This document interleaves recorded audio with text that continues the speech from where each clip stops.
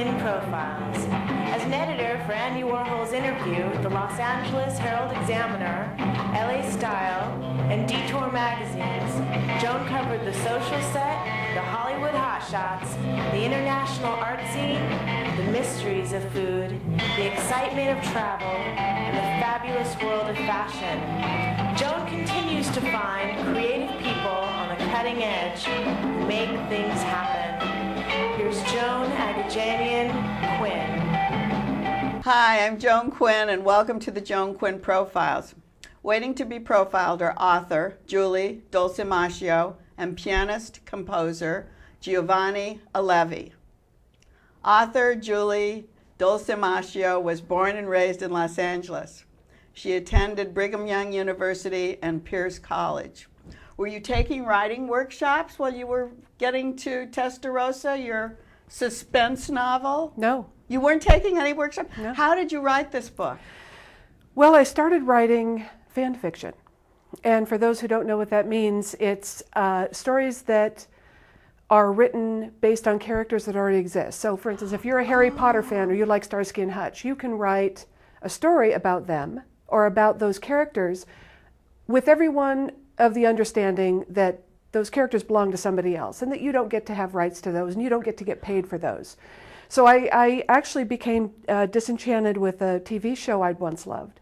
And I thought the writing was becoming very ridiculous, and the plots weren't going where I wanted them to go. So I sat down one day and just started writing fan fiction about the show. And I submitted it to a couple of websites and got some decent feedback, and I found myself one day open. Like a blog? Well, yes, there are places where you can post your stories, but it's really it's a bigger thing than I ever thought it was. Was a great stepping stone for you then? Yes, it was. And were you using the computer? Yes. Yeah, it was a great stepping stone because I had an idea going forward. I knew the characters and I knew where they wanted to go. I knew that I was involved with them, embedded with them, and I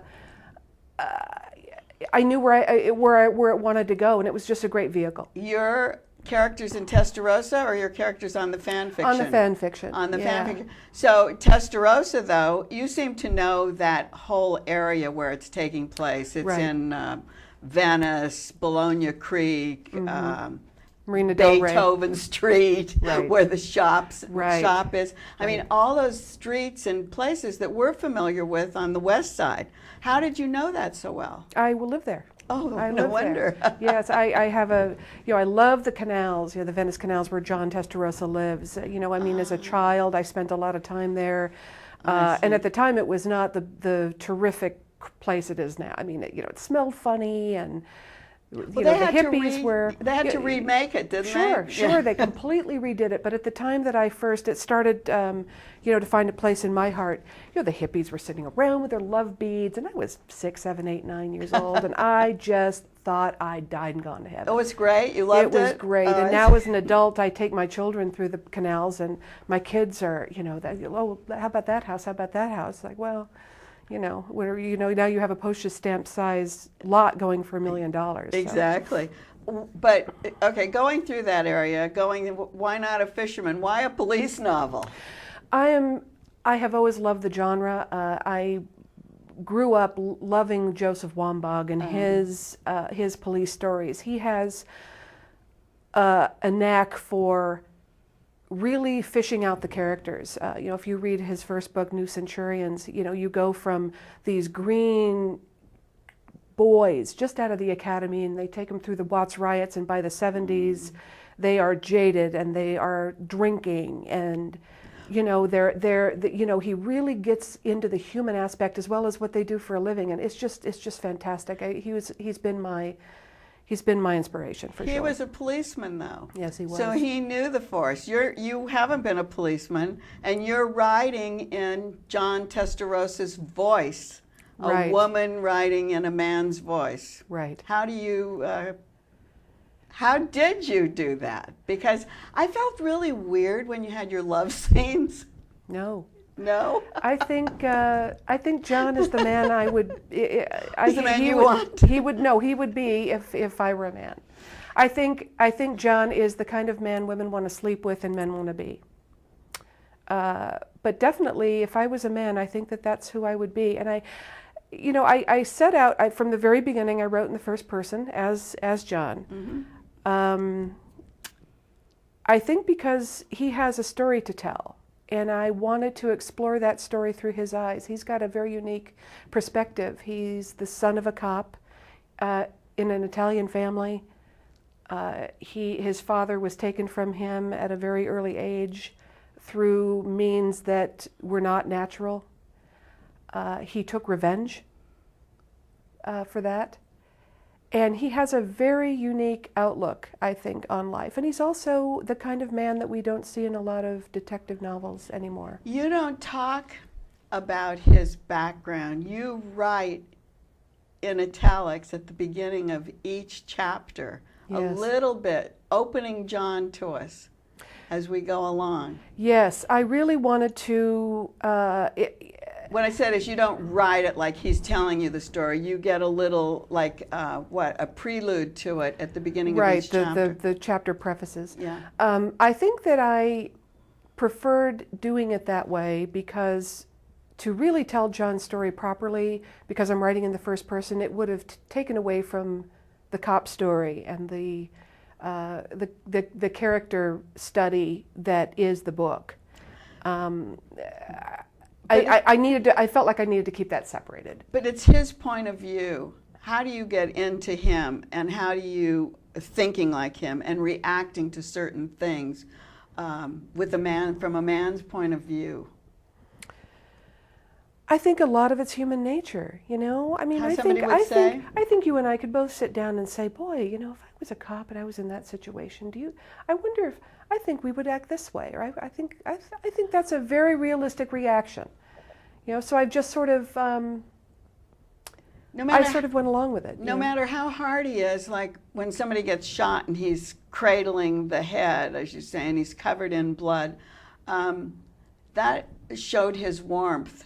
It really came out in that scene. Yes, I wanted to show that he's human too. That's right. You know, that he's tough, though. He's very tough, and he's a man's man, and he can be a real jerk, and he's really trying to navigate. You know, there's a nice love story in the book also, and he's trying to navigate around her and just try to figure out what she's all about, and not. You know, cops are. I was told this by another police officer. You know, we're conservative, we're reactionary. You know, we just go out there, and that's not always pleasant for lay people like us. Do you know a John Testarossa? No. Were you? Oh, you weren't. No.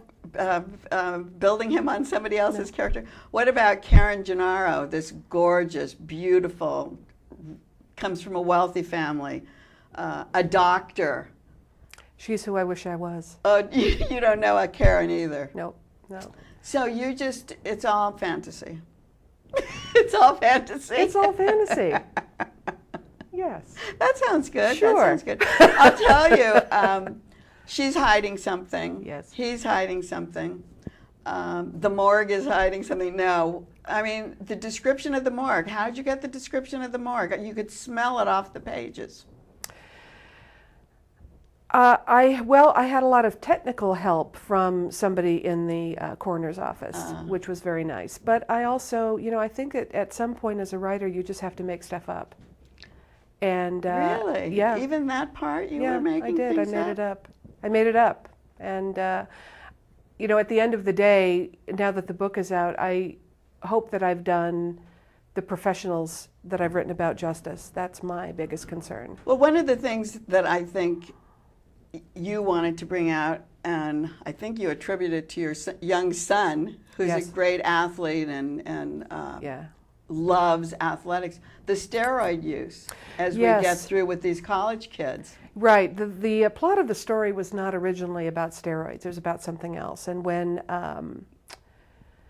that it sort of came out through, you know, my editor and my agent that was not a particularly terrific storyline, I came up with the steroids. And really? The reason why is because, you know, my son, I have two boys and they both play baseball, but my oldest son, who's 16 now, has always had a love of the game. And was really sort of coming up in the sports and into himself during the whole Mark McGuire thing, where he was going before Congress and denying his steroid use. And, the more he denied and the more things started coming to the surface, the more I watched him get really frustrated and disillusioned. Down came the poster from the wall, and into the trash went the Christmas ornament. And I thought, athletes, if you don't think kids are watching and that they're affected by what you do, you are wrong. They are. Yeah. And then, kind of on the heels of that, he had an opportunity through a wonderful program called Young Storytellers. It's a mentoring program that came into his school, and he was in 4th grade at the time, and they mentored them through a screenplay from start to finish. And then professional actors came in and put on their screenplay, acted out their screenplay. Isn't that fabulous? It was what a great wonderful program. organization.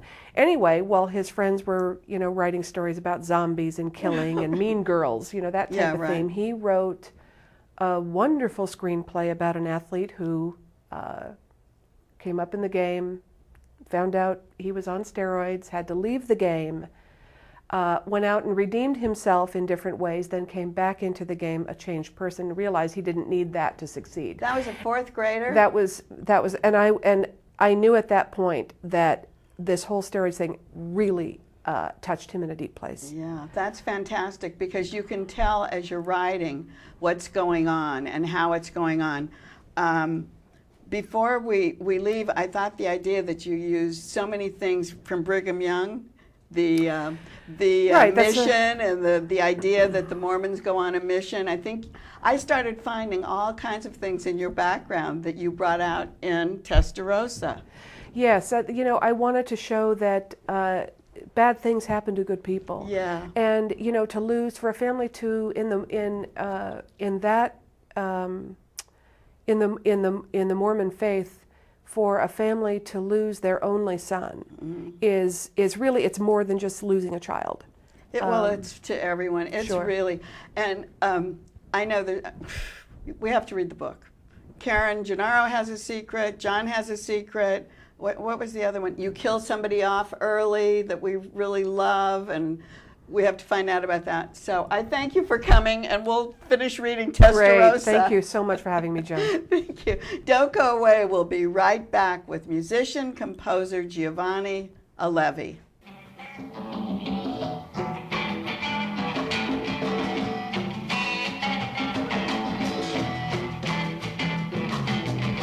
Hi, I'm Joan Quinn, and welcome back to the Joan Quinn Profiles. I'm here with pianist, composer Giovanni Allevi, who was born and raised in Italy.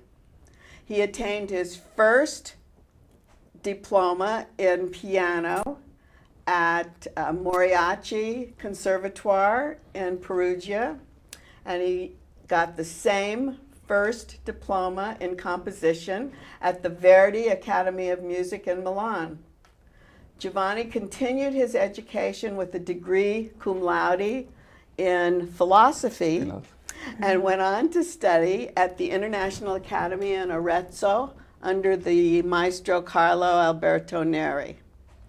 He served in the Italian army. He is a composer.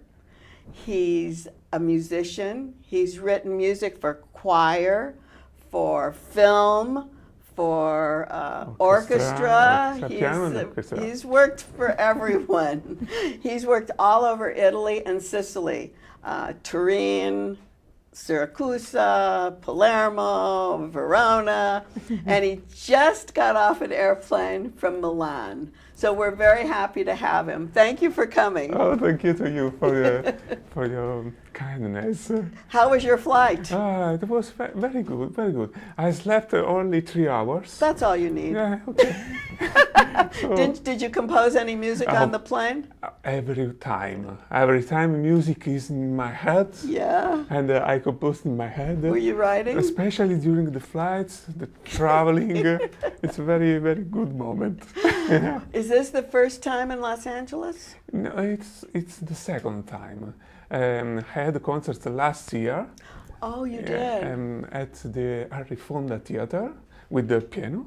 and now I'm going to have my second concert here in Los Angeles. Los Angeles is a beautiful, beautiful city. There is a writer that I love. It is called Charles Bukowski. Oh, yes. Yeah. Yes. Perhaps you don't like.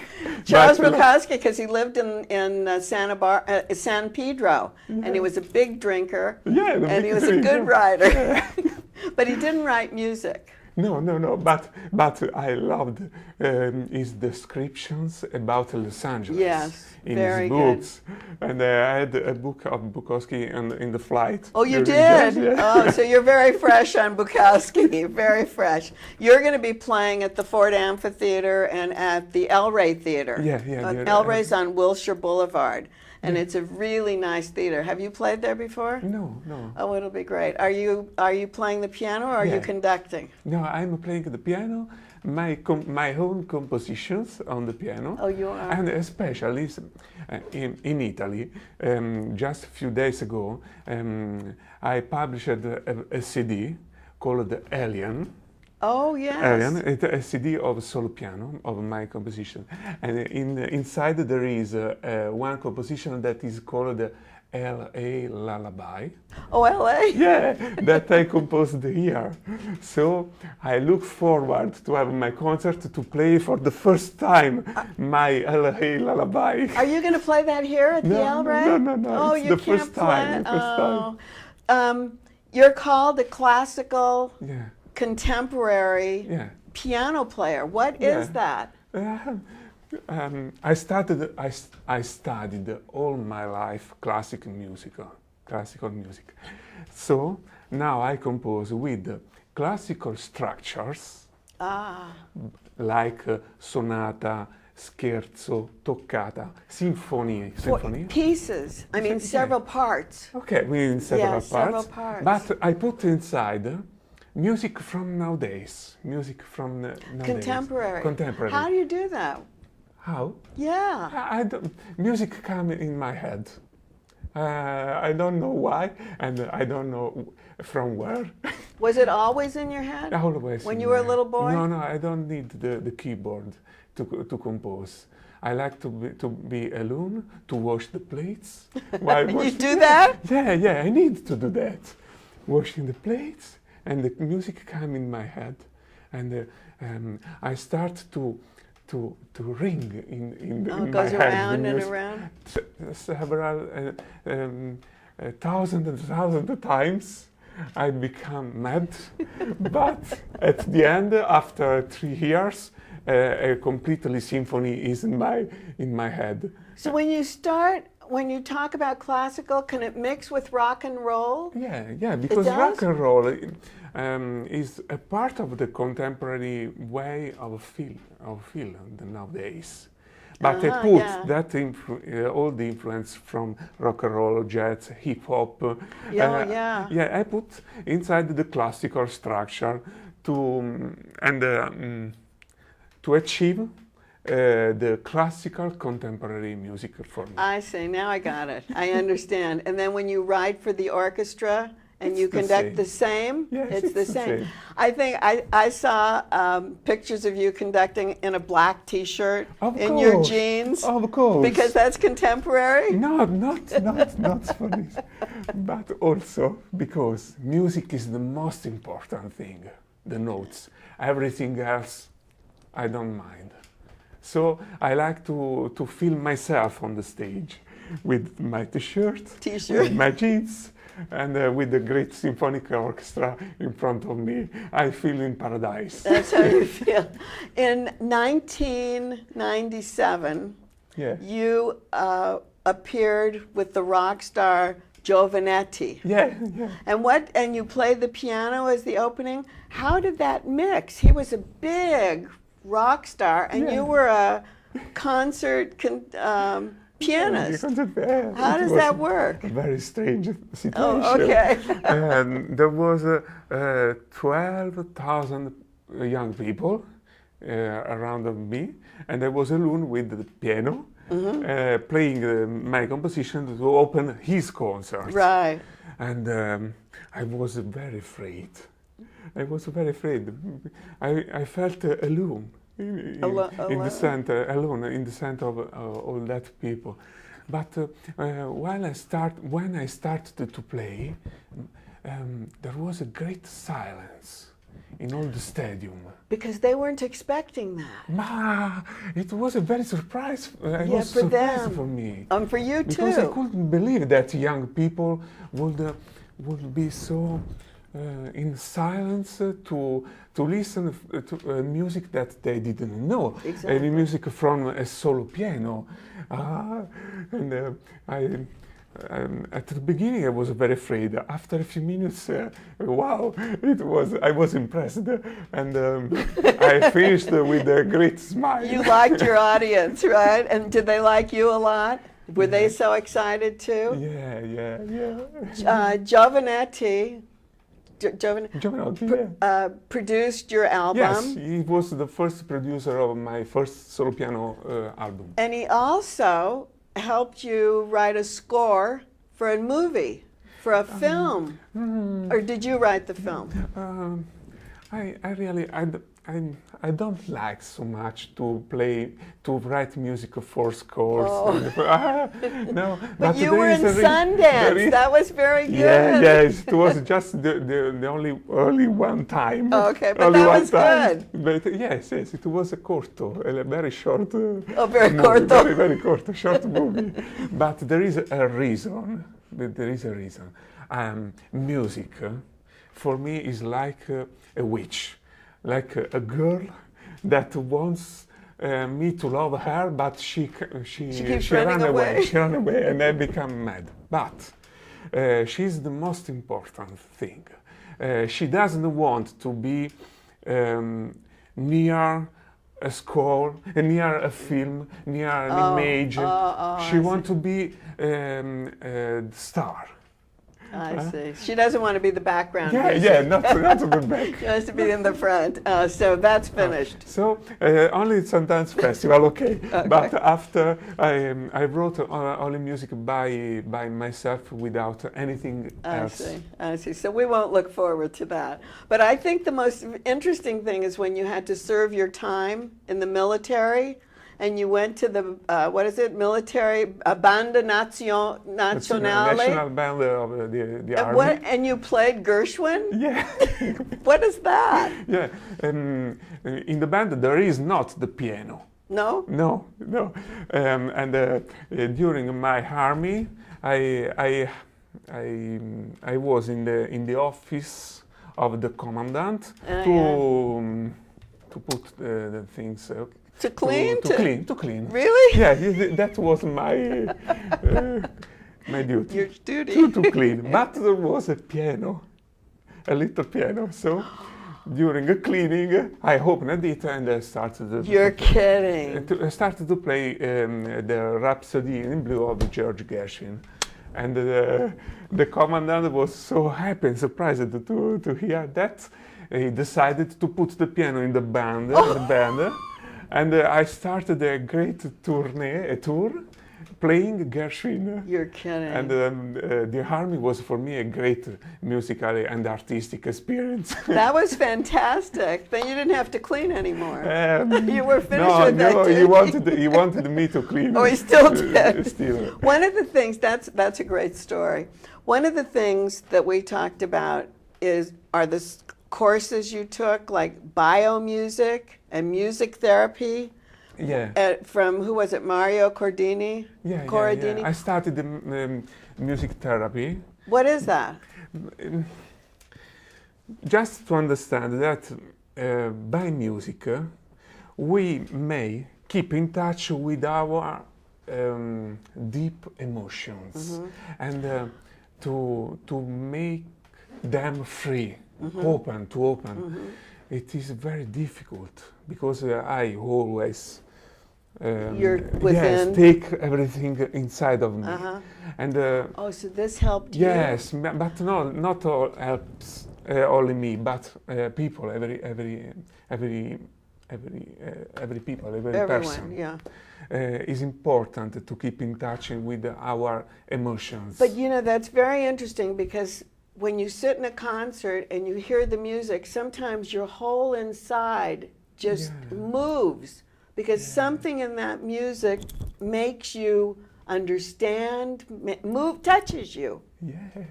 And is that what that idea is? And it is very important to, because touching me and touching our emotion, music makes me free.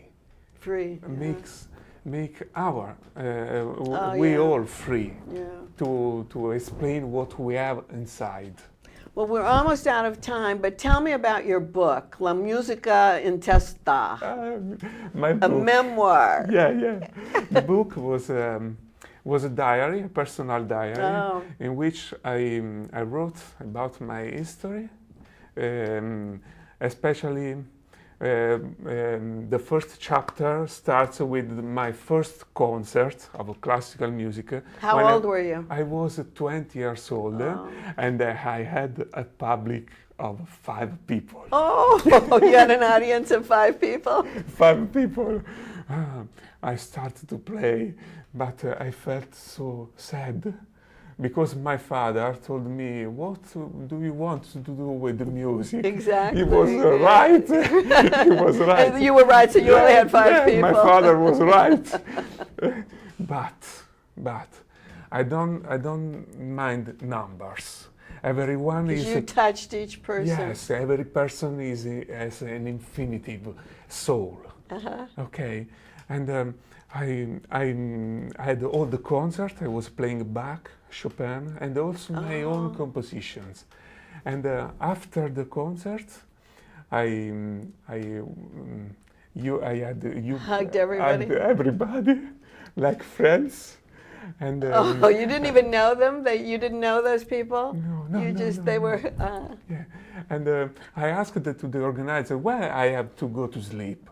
And the organizer told me, we don't know.